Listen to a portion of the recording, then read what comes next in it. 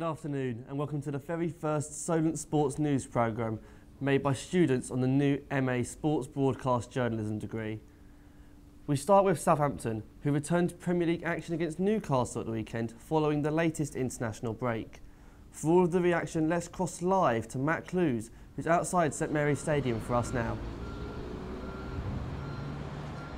Thanks, Linus. Yesterday was quite a frustrating one for Saints fans as they twice came from behind to take a point against Newcastle. Manola Gabbiadini scored both, with the second being a penalty. Questions are beginning to be asked about goalkeeper Fraser Forster about whether he should be dropped after his continued run of bad form.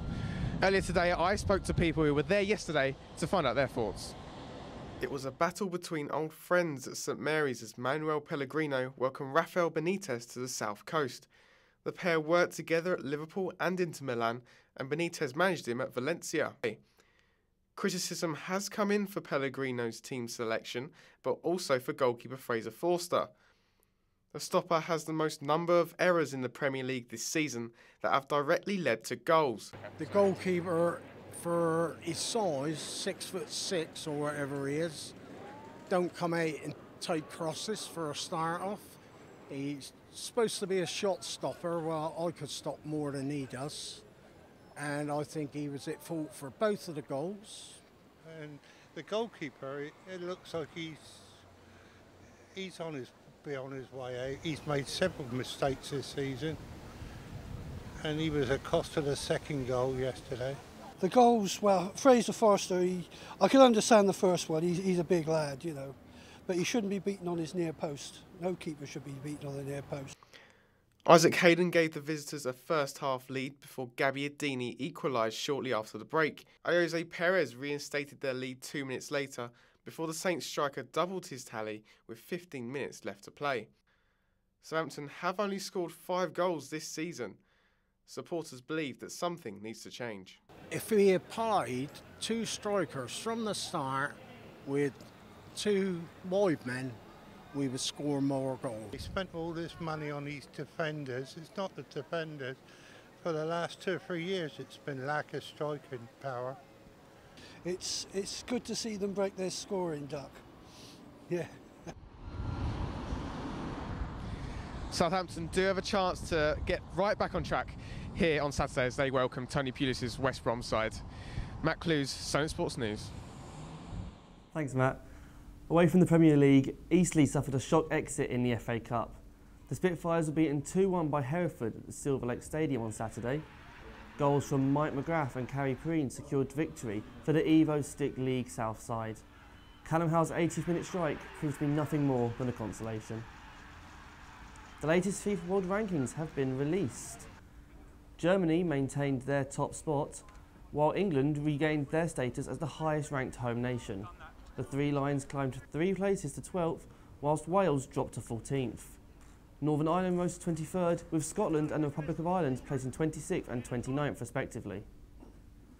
The start of the new university year brings with it the beginning of the new campaign for all Solent sports teams. That's no exception for the Team Solent ladies football team, who will be starting their journey in the Bucks 1A division after becoming league champions last year. There have been a number of changes to the side though, including a new manager. So how will they fare? Peter Baldry reports.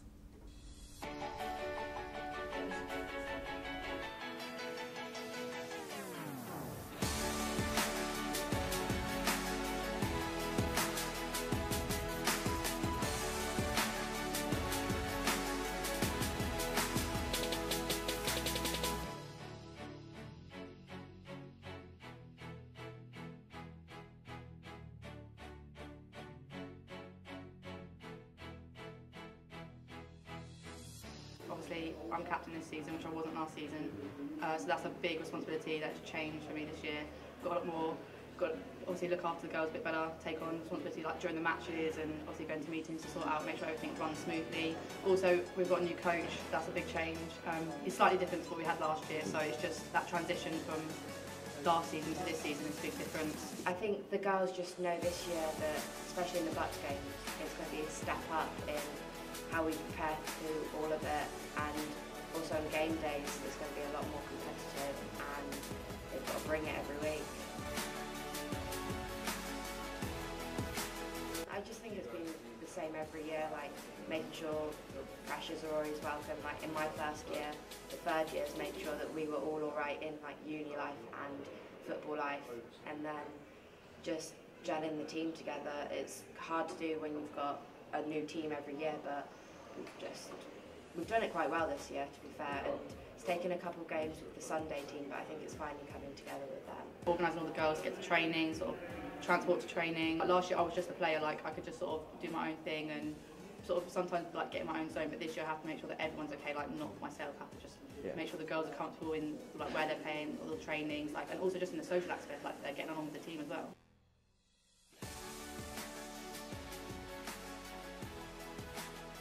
It's going to be different each season, I think, because obviously you lose players, you get new players in. I definitely think this season will be different, obviously, because we're in a higher league, so it'll be more competitive.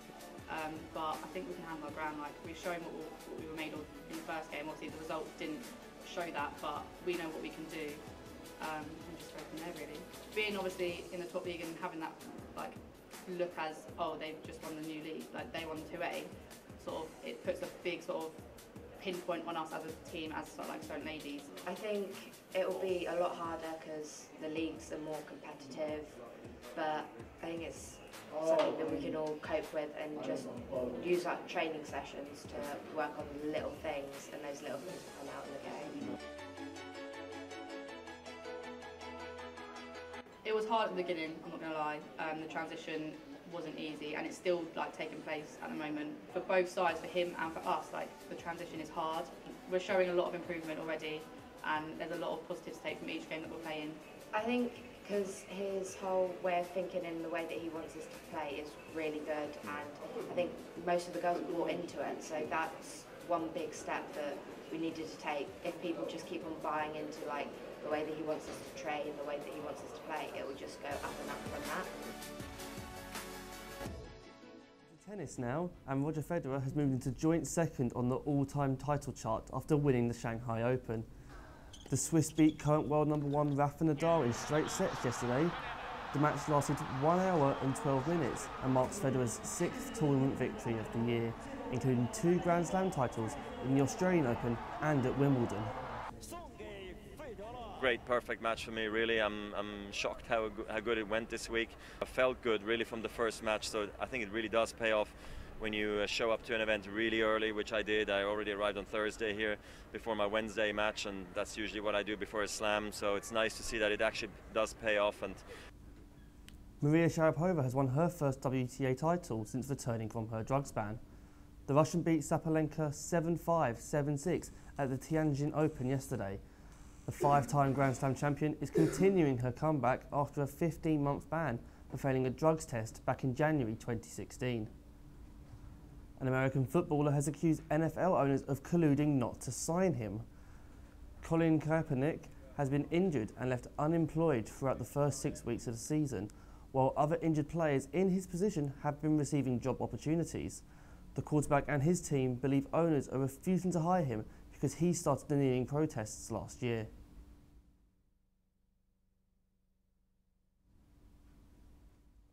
I'm really not too sure. I know it's conversations that players are having in their locker rooms.